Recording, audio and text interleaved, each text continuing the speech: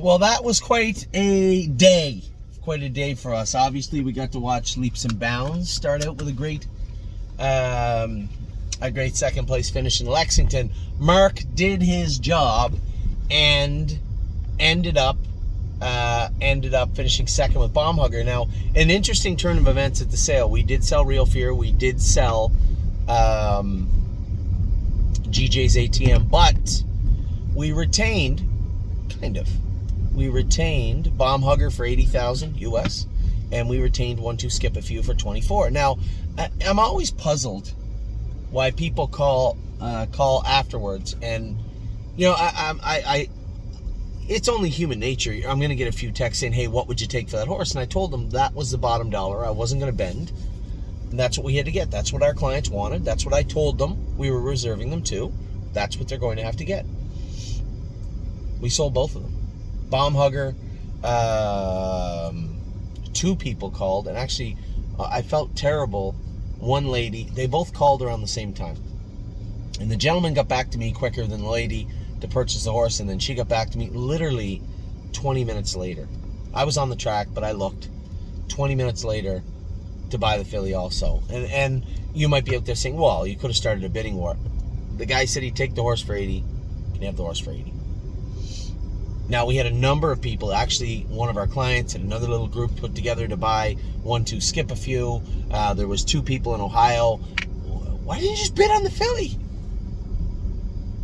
Anyway, whatever. I have to sort out where she's going to go, but 1-2 Skip a Few is going to be leaving also for exactly. And you know what? 24 was light. 24 was light for that filly. She's worth 28. But all things considered, with her only having one more race in there and not really having a spot in Northfield Park after this race, I figured she should probably go to somebody that will race her in the fairs. There are a few of the remaining fairs and maybe try their luck in the Buckeye or whatnot, but she's such a likable horse. And I know it's going to crush David. One of our clients, David, just loves this filly, and I know it's gonna bug him a lot that she sold. But there's as I said to everybody, I made my case for why she should be sold. I don't think I'm going to deviate from that. I don't think anything has changed today from when we woke up this morning. So, although we did not sell them technically in the sale, you can be sure David Reed forwarded the messages to both of us, so you can be sure Preferred is still going to treat it as if the horses were sold on the Preferred platform, because the emails came through the Preferred platform. So, there's that. And then, obviously, we got here tonight. I had some driving to do. Locatelli, I thought, raced good. It was a bugger to get him off the rail, right? I got him away poorly. I did what I could. I couldn't get him out of there any better. James knows the horse better than me, too. And I don't think the rail is a great place for Locatelli, but I'm not going to be hard on myself. I tried my hardest to get him away from the rail. Now, did the break he made from the rail on me last time play a role? Maybe, but I felt that I had him wound up, and to get away from the rail, I did what I could. He ended up getting away poorly. We had a breaker in the last turn. Now, if that horse doesn't break and I get to clear him and drop down to the rail, who knows? Last 100 yards, he was a little gassed, but that was a good mile, 52 and a piece, good mile for him. Look at that cat, made a break behind the gate, but trotted the fastest last quarter of his life, I think, other than a qualifier, and a good mile. Actually, somebody called looking to buy him after the race also. So, look at that cat might be leaving.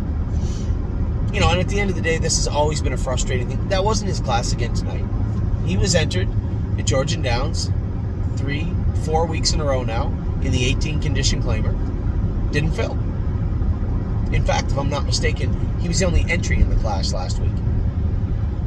So that was frustrating in its own right. So I think he likely will be sold also, simply because I have nowhere to race the poor bugger. So there's that. And then Patrikthepiranha was a winner in Prince Edward Island. It wasn't that special. That's something really cool. I'm going to tell you what, for those of you that can make your way to Prince Edward Island, I don't know what the lodging is like. Gold Cup night. I have a sneaky suspicion I know what it's like. But if you can make your way to Prince Edward Island for next Saturday, and if you've never been there before, you are going to witness probably one of the coolest things you've ever seen in your life. The Gold Cup, and I know this because I saw how many people were at the elimination. It is going to be electric on Saturday night. I'm trying my hardest to move some stuff around. I would like to go.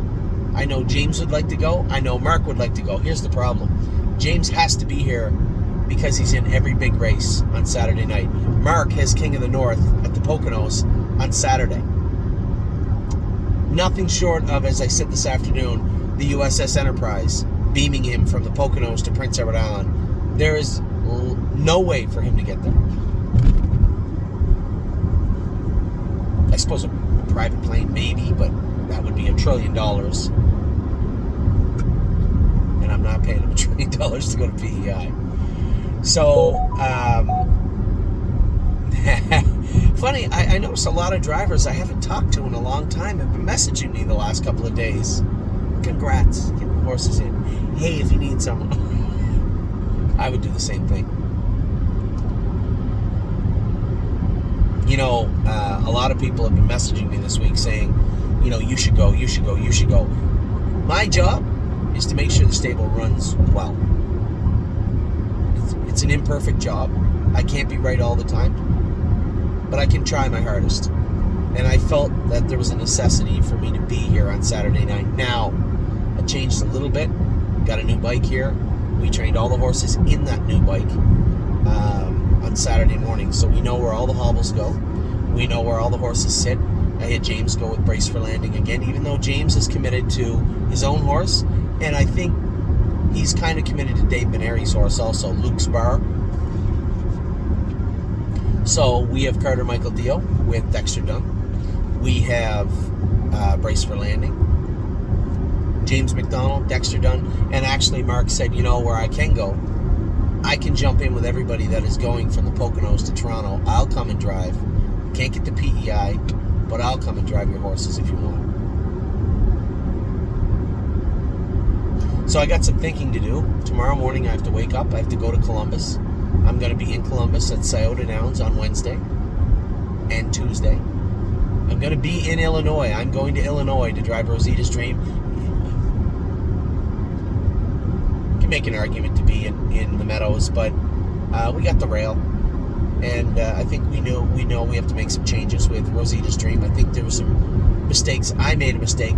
I shouldn't have taken those hind shoes off the other day. I think the horse is sitting on a good mile. He's not sitting on 55. He might be sitting on 57, which puts him in the hunt for second, third, fourth. If that horse that won in 55 is on his game, we can't beat him. But that's why we race the horses. So I will go out for Rosita's Dream. And I know Brian Hockman's out there and has asked me to drive his ghost horse. And unless I'm reading the entry sheet wrong, he's going to need a driver too. So it's not all a waste. Now, what takes place after Thursday at 8 o'clock in Springfield, Illinois? I don't know. There are planes that fly to Prince Edward Island. I am a little more comfortable now that we have everything set for these horses. And not one, but two McDonald's here, potentially to drive them. Maybe. There is a small path now for me to get to Prince Edward Island. I really thought that James would come to me tonight and say, hey, I'm going to put Louis Philippois on hasty bid, and I'm going to go to PEI to drive Sintra, if that's okay with you, which I would have been ecstatic with. I would have been happy to see my brother drive. And you know, for those of you out there, yes, I am from Prince Edward Island. Yes, it means a lot to me to win the Gold Cup at Saucer. But my dreams, most of my dreams have already come true in building the stable.ca and being a part of that with you. And quite frankly, I don't mean to be rude, but if I was meant to win it at 46, I'll probably win it at 52 or 54 or 57. All things happen for a reason. And if I can get to PEI, I'll do my best to win with Sintra on Saturday night. And if I can't get to PEI, I'll be like you, cheering on whoever is there to drive Sintra.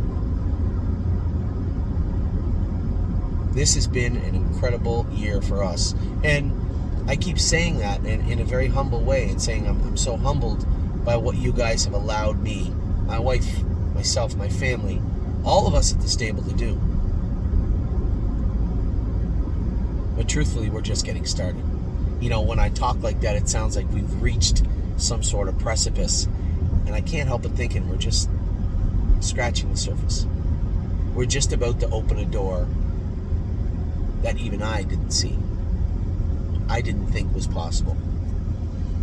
And whether it's having two of the favorites in the Gold Cup and Saucer, or favorites in the Poconos on Sunday, or here at Mohawk, or in Ohio, or anywhere else, we're here now. We're about to go through a door that is unimaginable. And as I said, I can only think that this is the start. It is nowhere near the finish. So, as I said, for those of you who have never been to the Gold Cup and Saucer, I don't care if you have to buy a tent.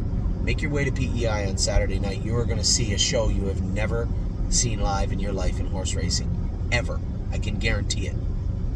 If you've been to PEI before and you want to be there for the stable.ca, you want to be there and represent the stable.ca, make your way to PEI. It is going to be electric on Saturday night. So proud of the job Harry Polton has done and Nelly with Sintra, and now on PEI, Jamie Smith and his wife Angie, Melissa Beckwith, Mark Beckwith, and again, Jamie Smith helping them out. There's going to be some sparks on Saturday night, whether I'm there or not. Take care.